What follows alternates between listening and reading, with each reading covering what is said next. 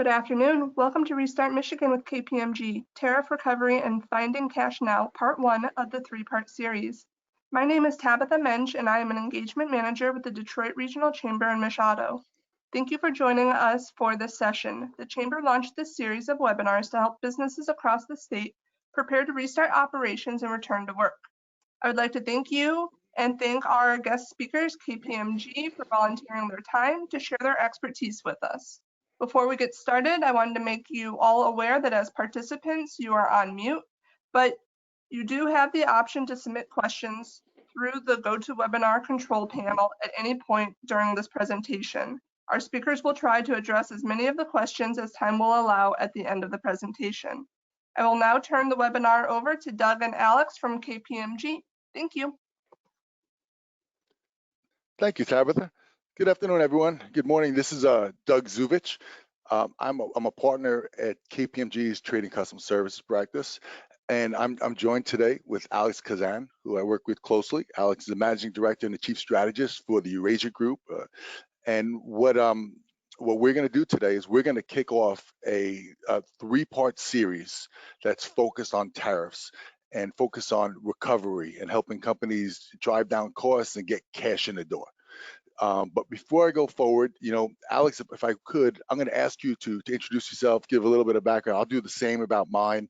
Then I'll go through the agenda and turn it back over to you, Alex. Great. Thanks so much, Doug. Thanks so much to KPMG and the Detroit Chamber for inviting me to participate. Really looking forward to the conversation. So as Doug said, I am a managing director and the global strategist for the Eurasia group.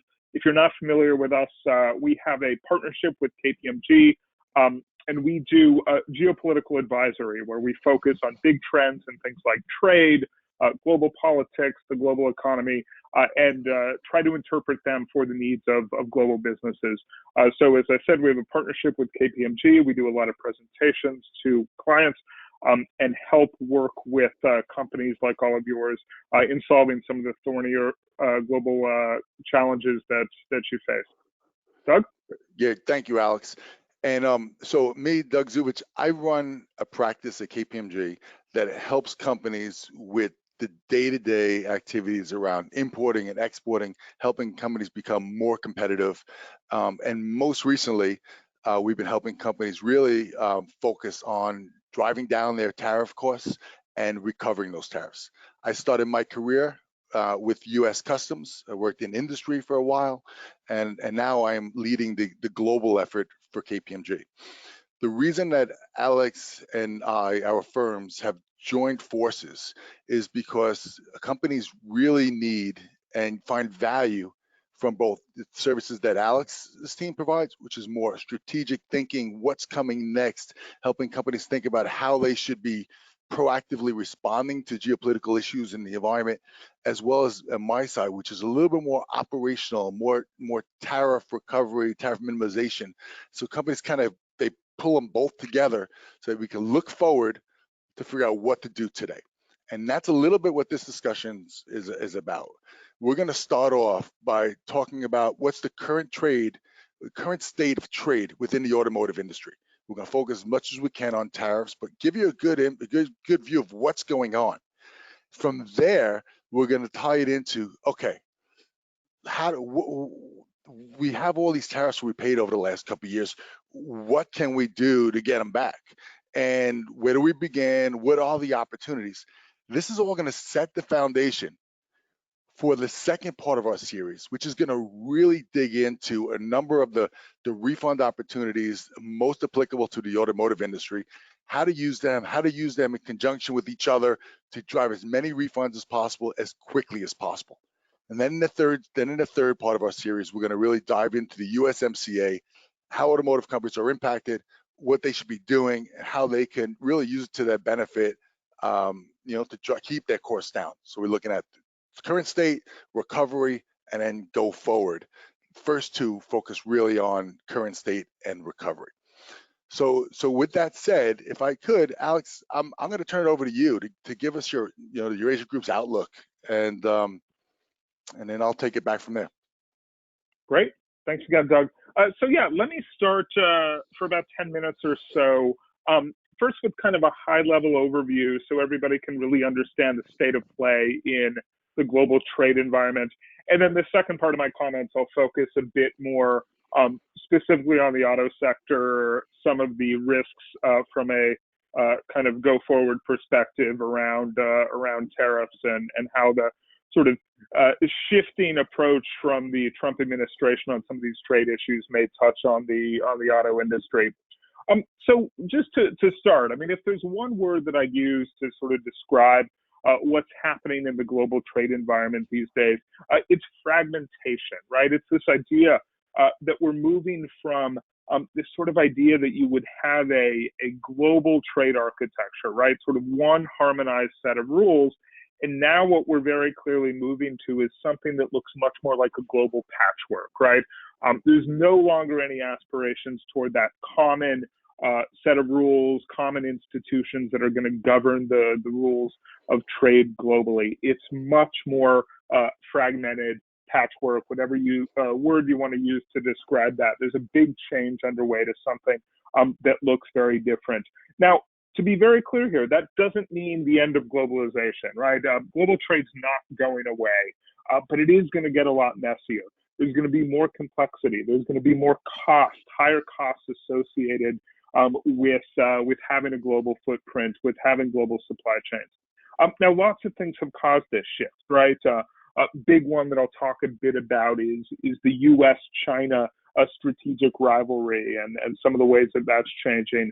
You also have the fact that a lot of long-standing trade agreements increasingly are perceived as somewhat irrelevant to the new face of the global economy, which is much more driven by technology, by services. So there's a sense that the current architecture is to some extent outlived its usefulness. And part of that is the WTO, right? The very clear sense that it's no longer effective, that it's no longer fit for purpose in a world in which China is such a dominant commercial power.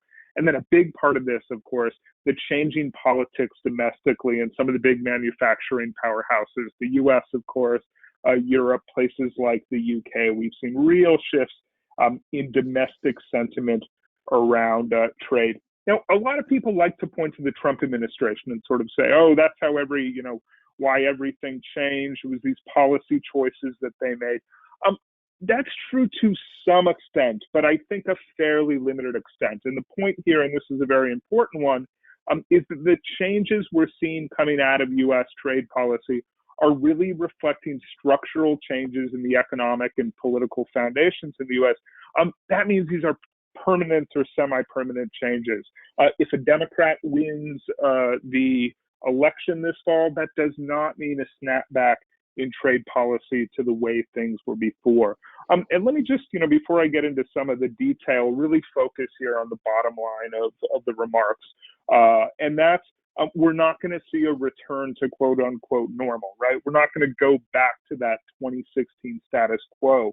Heightened trade tensions, a lot more active use of things like tariffs and export controls, a lot more kind of thinking about national security concerns as they shape the trade agenda, and this idea of much more complexity, higher cost, higher barriers, all that stuff's here to stay. This is the new normal in terms of thinking about global trade.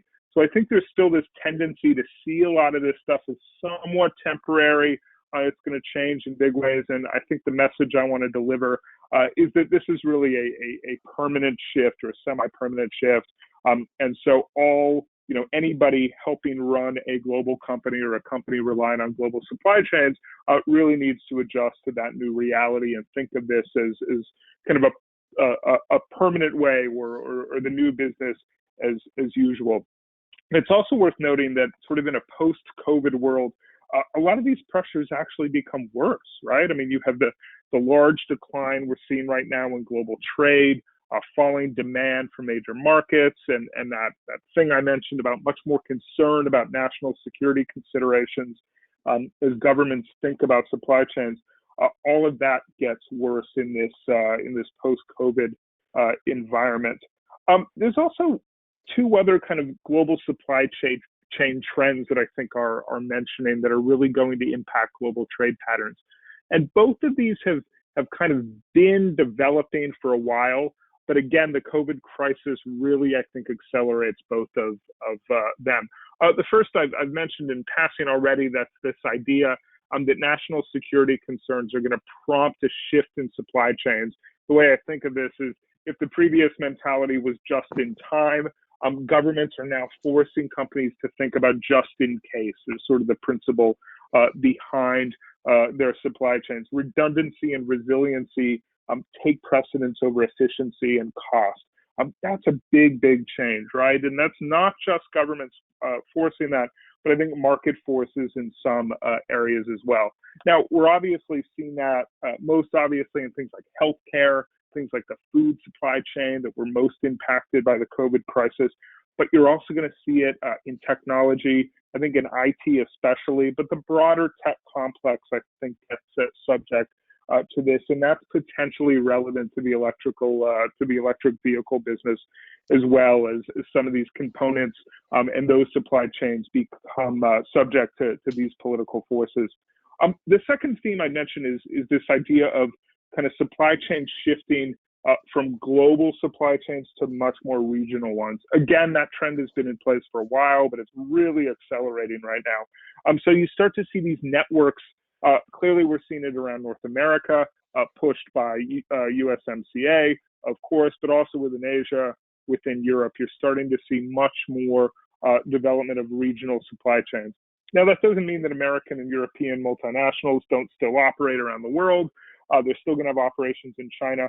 But I think increasingly those operations are about serving that market, right? Serving China, serving Asia. And you move away from this idea of large, complex, just-in-time global supply chains. All that contributes to this idea of fragmentation. So let me shift a little and start to get a little closer to things that I think are directly relevant about autos, but for autos. But let me say a word or two about the U.S.-China relationship, because that has very obviously been the top priority on the trade front from the Trump administration, the president himself, the U.S. Trade Representative Office, the Commerce Department. That's been their number one focus, right? This comes in the context of an overall relationship that's deteriorating pretty badly, right, across a number of fronts. And just in the last 2 weeks, we've seen an incredible sort of sequence of events that really highlights the fact that that U.S.-China relationship is going downhill and going downhill quickly. The tech things around Huawei and the new batch of restrictions that the U.S. Commerce Department has announced there, new technology export controls, everything over Hong Kong that's taken place in the last week. You had the U.S. Make a pretty bold move to restrict the ability of Chinese companies to list on American stock exchanges. And then, of course, the whole kind of building investigation into the origins of the COVID of COVID. That, of course, is going to take on big political overtones. Now, again, there's this tendency to say, that's the Trump administration. At some point, things could change. I would again make the point that these things really are structural. The only thing in Washington right now that there's bipartisan consensus around is the notion that China is a strategic threat, and trade is really one area where I think both parties have agreed. We have this phase one deal in place that kind of paused the escalation of tariffs that the U.S. was imposing on Chinese goods. That's under a lot of pressure, right? All these developments I talked about really pressure that. So there's a decent chance, right? I'd put it roughly around 50% that phase one, sort of falls apart a little bit here going forward before the election. But more importantly, even if that doesn't happen, there's going to be no more progress, right? The tariffs in place are not going away anytime soon. Let me wrap up quickly on North America and then US, EU, both of which touch much more directly on autos. Of course, China is not the only issue on the trade agenda for the Trump administration. Renegotiating NAFTA was a huge one. I know there's going to be one of the calls in this series specifically focused on that, so I won't talk too much about it. But, it really was driven primarily by the Trump administration around this sort of marriage of political goals of supporting the labor market in the upper Midwest, among other areas of the country, and this kind of increasing skepticism about the benefits of free trade with Mexico, and sort of lumped into the same basket with China in terms of posing real risk to American jobs. And of course, that led to the fact that, you know, the biggest change from NAFTA to USMCA was in the rules of origin, and that, of course, really impacts the auto sector more than any other sector through the rules of origin, sort of wage harmonization, which was a big one to discourage investment in Mexico, and environmental standards as well. I'm sure everyone on this call is familiar with you know, the sort of main provisions, so I won't spend much time on that. Just a couple of quick points. USMCA, of course, preserves tariff-free access across all of North America for the auto industry. But these new rules of origin and wage harmonization requirements effectively mean that if the standards aren't met, tariffs can be applied. The CBO, the Congressional Budget Office, has estimated that that's about $3 billion, I think, in tariffs that could be collected over the next 10 years. Also worth noting that, you know, the U.S. under the 232 investigation around auto still retains legally the right to impose auto tariffs there. Now, we do have side letters in place between the U.S., Mexico, and Canada that gives them an exemption formally, but it's not, you know, completely out of the toolkit, if you will. Again, I don't think that's something very likely, but it is important to keep that in mind. And then just wrapping up on the EU and US. The EU has really been, I'd say, sort of the third biggest priority for the Trump administration, and that's centered a lot around autos, right? But the whole 232 investigation and the threat that the Commerce Department and Trump himself have made frequently on European exports of autos is really about providing leverage for the broader set of issues, right? Agriculture, market access, all these different issues. So it's less that they're specifically interested in imposing this set of tariffs, but more as part of a broader negotiating tactic. Now, that doesn't mean that they couldn't be put in place. In fact, I think it's a pretty decent risk. I'd probably put it in the 35% category, given how big of an economic impact that could have. That's not insignificant. But I think the base case there is that they'll continue to sort of rhetorically threaten to impose those tariffs, but it's really about generating leverage for the broader set of negotiations. Let me just end there. I've gone on for a bit, but let me end by kind of reinforcing the main message here, which is we're not going to see a return to normal on the trade front. To the extent that U.S. policy is driving this, a lot of that is much more structural. It's not just about who's in Washington. So expect that to stay in place. That means heightened trade tensions, much more active use of tariffs and export controls, and this idea that you're injecting much more complexity, higher cost basis, more fragmentation into the global trade landscape. Doug, let me stop there and turn it back over to you. Yeah, Alex, that was fantastic. I think it really set a good base for this discussion. And if I can just paraphrase, these tariffs that have been in place for the last couple of years are most likely not going to go anywhere, even if there's a change in administration, and trade tensions are going to continue to be here just because of all the structural issues that you mentioned. And thus, I think a big takeaway here is that tariffs are something that need to be managed carefully for companies to be competitive.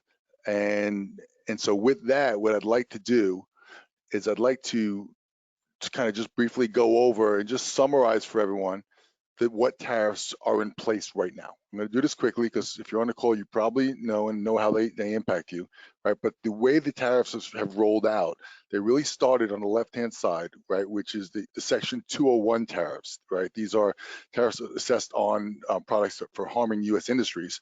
And there was Section 201 trade remedies on solar cells and panels, and washing machines and washing machine parts, right? So that first came out. There's no exclusion process, probably not really relevant for people on this call, but that's what started it all. And then we had Section 232, which are trade remedies focused on the national security threat. And with that, there are currently tariffs, as I'm sure everyone is calling those, of 25% on imported steel and 10% on imported aluminum. And there are some countries that are excluded from this, including both Mexico and Canada, Argentina, South Korea. And as well, every week there are exclusions from these tariffs being provided to specific supply chains, specific importers and customers, which we're going to talk about, which is an opportunity. In addition to the 232, I don't think I listed it here, but there's also 232 trade remedy on steel and aluminum derivatives. So, that may be impacting a number of companies on this list, on this call. And then from there, we also have now Section 301 China tariffs, right? And these are really tariffs imposed on the government of China due to, issues related to technology transfer, intellectual property protection, innovation, and so on. And so there have been 4 different tranches of those tariffs going back all the way to July 6th in 2018. So we're going on 2 years now. And most of those are at 25%. Except for a list 4A and 4B, which 4B is actually right now suspended as part of that trade deal that Alex mentioned, and 4A is decreased to 7.5% based on the trade deal. Here, what's interesting is that there is also an exclusion process, meaning you go to the government and you get certain products off the list or excluded from these tariffs. So that is very possible. And what's interesting about the Section 301 exclusions is that if one company gets it for a particular product, it's applicable to everyone. It's not the same on 232. And then we also have, which I find quite interesting, this Section 301 trade remedies, right, to enforce the U.S. WTO, the World Trade Organization, rights in the in a large civil aircraft dispute. And so with that, those tariffs are on civil aircraft are 10%, and you see the others mainly 25%. So in this and here, there's really no exclusion process. But and as Alex mentioned, there is also a 35% likelihood that there will be 232 tariffs on automotive. And I kind of lay this out just so everyone can see what we're talking about. Before all of these tariffs, the average duty rate on imported products into the United States was about 2.5%. And so in some of these cases, 10 times that with the 25. So it's a big deal for companies. It impacts everyone throughout the supply chain. So this discussion today and this whole series is relevant not only for the importer, who may be the supplier, but also the OEM or even everyone up the supply chain. This is a relevant discussion. So when we think about tariffs and tariff management, kind of think of it in 4 buckets, typically, right? One is tariff elimination. It means proactively, how can we get rid of these tariffs on our products? What strategies can we use, right? The next is tariff minimization, meaning, okay, what can I do throughout my supply chain? What mechanism can I use to, instead of paying X amount of tariff, I pay X minus so on. So minimizing that tariff, right? So first, the best is to eliminate paying it, and then you want to minimize it if you can't eliminate paying it, right? And then third is about deferring it. What are the mechanisms that I can use so that I don't have to pay these tariffs immediately upon import? How can I put it off for 2 or 3 months or longer? Or how can I put it off so that the next person up the supply chain pays it? And we have mechanisms around that. And around each one of those 3, we can have a whole nother session or a series. Today's discussion and the second part of our series is around the 4th one, which is tariff recovery. This is where a company's already paid the tariff and it's been collected by the U.S. Customs Service. And what can they do to get it back? And the reason this has happened a lot of times, if you think about I like to say there's the 5 stages of grief, right? We all know, and at the end of it is really acceptance. I think over the last couple of years, a lot of companies were going through the 5 stages, like, no way this can happen. Oh, how dare he? Boom, boom. And then they realize, you know what? yeah, this happened. We have these tariffs. Now we got to deal with them. So, and a lot of these tariffs couldn't be avoided up front because the mechanisms weren't there. They had to be paid. So now that we're 2 years in, we like to look at those tariffs almost as an asset. I mean, not from an accounting perspective, but these are tariffs that you've paid that in certain situations you might be able to go back and get back. And if not today, maybe maybe a year from now if you do the right things. And so that's what we're really going to explore. And the reason this ties into restarting Michigan is because companies right now are really clamoring for liquidity, looking for cash. And we believe that tariff recovery is a relatively straightforward way to do that. And the last point here is that there have been so many more tariffs paid now than ever before. As I mentioned, the average tariff rate on automotive was 2.5, and a lot of that was through NAFTA, which didn't pay any. So it was definitely, the average rate was a lot less than 2.5. Now it's especially with a lot of things coming from China at the higher numbers, and all the 232 tariffs on steel and aluminum, the numbers are really elevating up, and that's really an asset that can be plugged into. So with that said, where do you begin? All right, here's the how. A little bit of how to start, and we're gonna, and then in the next session we'll talk about a little more on how to apply. But the first thing is finding out what tariffs you've actually paid as an organization. The truth is, many companies do not have a good understanding of the tariffs they paid on what products, and because there's a lot of different maybe departments that are managing it, maybe the reporting isn't done well, maybe there's different ports they use different brokers. What U.S. Customs, CBP, has made available to the industry is as a free web-based access portal that allows companies to go and gather all of their import declarations and all of their export declarations that have been made, so that you can actually use it for whatever purpose that you need to use it. Historically, it was a lot of times it was used just to confirm the accuracy of your declarations, to ensure your compliance with laws. But now this information is the ultimate starting point for understanding what refund opportunities you have available, because it allows you to determine what's my base, what are the assets that I already paid, what are the tariffs I paid. And then with the export information, it gives us a full picture, so that you can then apply some of the mechanisms, which we'll talk about at a glance in the next couple slides. So on this slide, and this playback and this presentation will be available to everyone. You see there's a link to CBP's website, which actually allows you to go in and apply to get your own ACE portal account. And the truth is, it's a very easy process. We have a detailed step-by-step that can walk anyone through this. It can usually get set up within less than a week. And so we can kind of help you, walk you through that.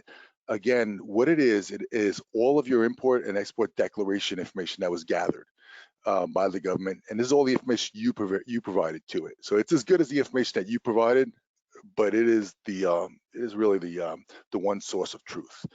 And now once you go in and you get your and you get access, here in the third bullet point, there's these different reports that you can pull, and these will give you all the detail that you need.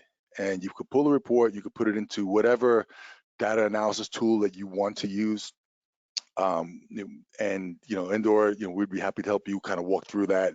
But it will show you what you're importing, what you're paying for it, from who, what data was shipped, what data was imported, what broker you used, what was the country of origin, what was the country of export, how many units came in, all of this. And you can then use that to really understand what you're paying.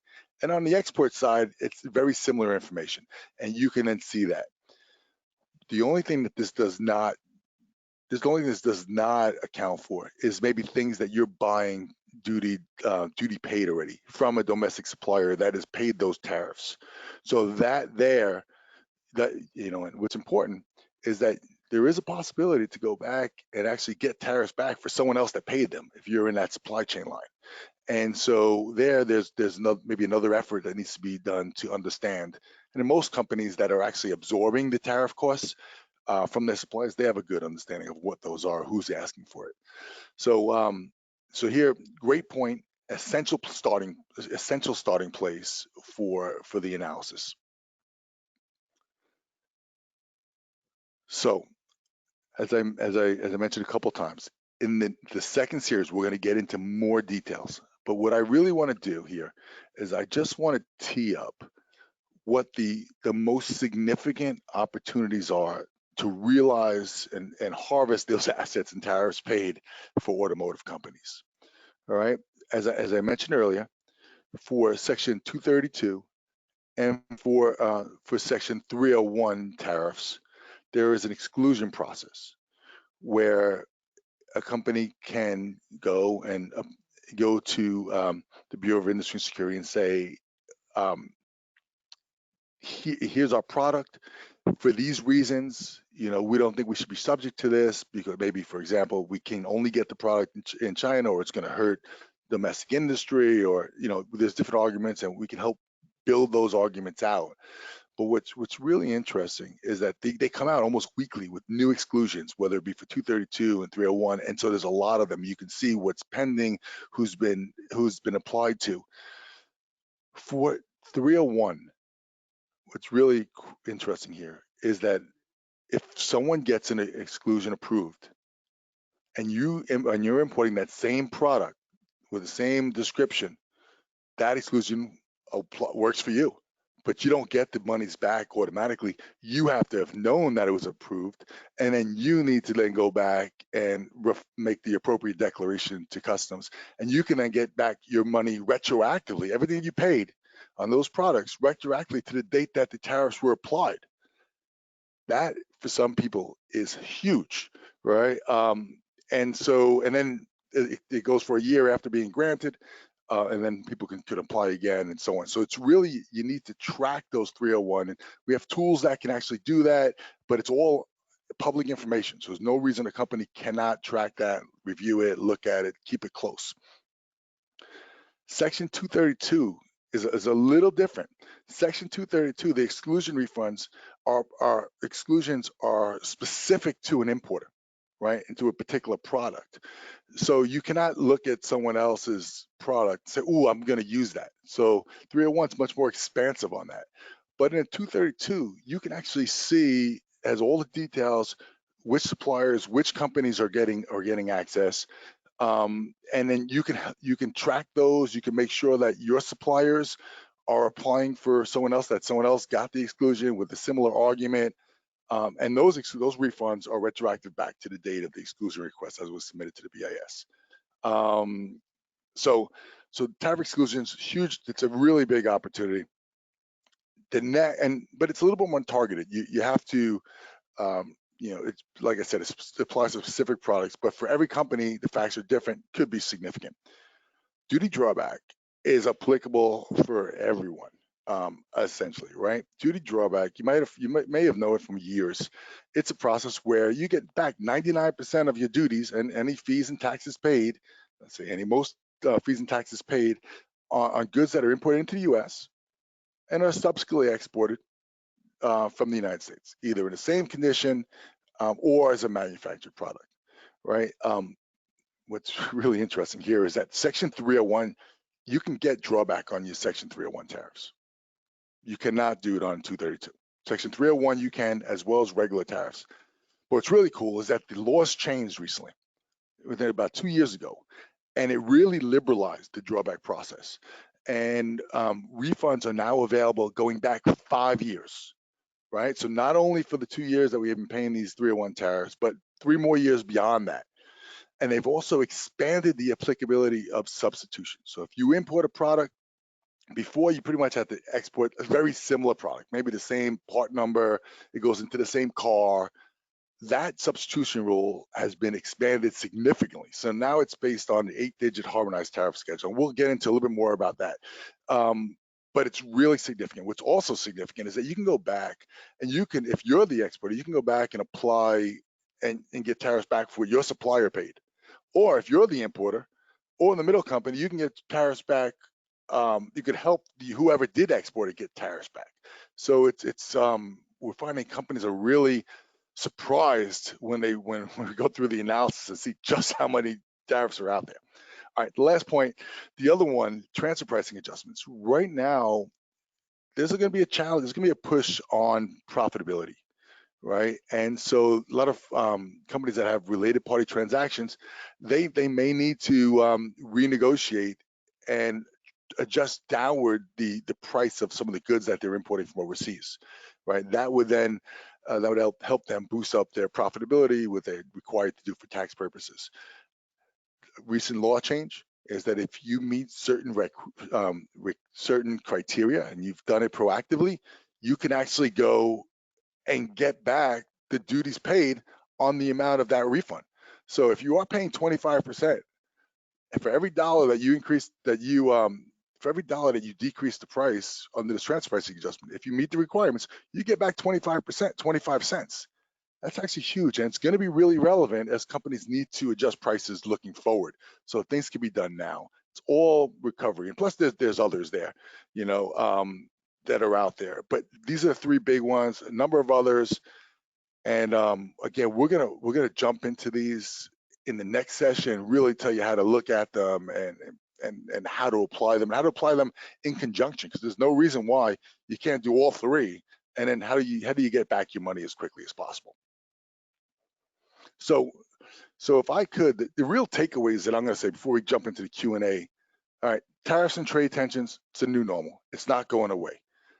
These tariffs that you've paid over the last couple of years, they're almost like assets. There's opportunities to get them back, and it can go back anywhere up to 5 years, and in many cases, 18 months, depending, which is still significant. The first step in evaluating these opportunities is to get your past import and export activity. The easiest way is through this ACE portal. It's free, it can be done in a week. And then from there, it's assessing the opportunity, assessing every company's specific facts, and then deciding what's the best way about going after it. All right, so with that, let me just say before we go into the Q&A, the next session is Tuesday, June 2nd, 1 o'clock Eastern Standard Time. We're going to dig into more on the how, specific on those opportunities at a glance. And so that maybe in advance of that, if you pulled your data, if you tried pulling it, feel free to send us some questions. We'll help you get through it. And then you'll be in a good spot to take it the next step in the next call. And that's kind of why we paced it out, so that you can gather information, you can think about how it might apply, so that the next session will be that much more valuable for you. All right. So on this call, we have about 7 minutes for questions. I can see we have a ton of them. I want to also introduce one person. We have another person in the Q&A section. His name is Andy Dornot, and Andy is the lead for automotive at KPMG related to tariffs. And Andy, I would love to just maybe throw a first question out to you. And if you can just maybe comment briefly on the applicability of the exclusion process for automotive, and just kind of see if you can bring that to life. How relevant is it, and what does anybody need to know about that?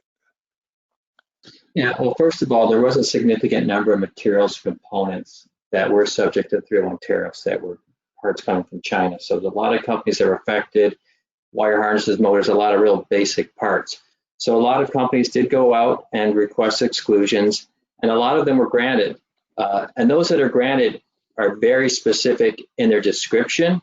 So they're not typically general, but they might say a motor used for a seat adjuster at a certain horsepower. So you have to get into the detail. But once again, as you said earlier, if they describe your good, you can go back and get a refund and use that exclusion going forward. Although you want to keep track of it, because some of these exclusions, they expire after a time period, so you may want to follow your own or at least keep track of it. But great. And while I got you on the line, there's a bunch of questions around drawback for automotive. Anything you want to just comment there around drawback and automotive and how relevant it is and how much companies are saving now? Well, because the rules become more flexible with substitution, there's been a huge increase in opportunities for companies. I can even give you an example of vehicles now. I mean, you could have a company that imports vehicles from China, and if they have another plant within the United States and they're exporting them outside North America, they can get the 301 duty back. That's a real basic example, but throughout the supply chain, there's a lot more opportunities now. So why would a company import a car to the United States and then export it? Am I missing something? Well, it might be something that was with substitution. Once again, they might not. It won't be the same vehicle. So in that example, they import a vehicle for the commerce of the U.S. that market, and they're actually producing cars in the United States that are a similar HTS code, and they're exporting them outside North America. So it doesn't have to be the specific vehicle. It could be substituted. And I think that's a great point to make there. That goes back to my thought of tariff as an asset, because once you pay those tariffs, you have 5 years to see if there's a way to use, let's say, drawback to get them back. So I know companies now that are looking at restructuring, the international tax for international tax purposes, and considering how do we restructure to make sure that we can use all these tariffs that we've paid and get them back. So I think this is not only a mechanism play, but it's definitely a bigger, longer planning. Would you say that? And have you done any work in that space? Oh yeah, there's opportunities now that go back 5 years that weren't possible just a couple of years ago, and now with the 301 tariffs having such a much greater impact, as you said, the tariff duty going from 2.5 to 25%. We're just seeing companies focus on this and finding money they didn't know that they could get back. Great. Yeah. All right. Thanks, Andy. I'm gonna. There's a bunch of questions here around the potential for a new administration. And Alex, I know that you have your crystal ball and you're paid to make decisions that a conservative firm like KPMG wouldn't make. I mean, not decisions, but predictions. If there is a change in administration, did I hear right that you believe that the tariff situation is going to stay status quo? Is that an accurate statement, or is this all going to turn?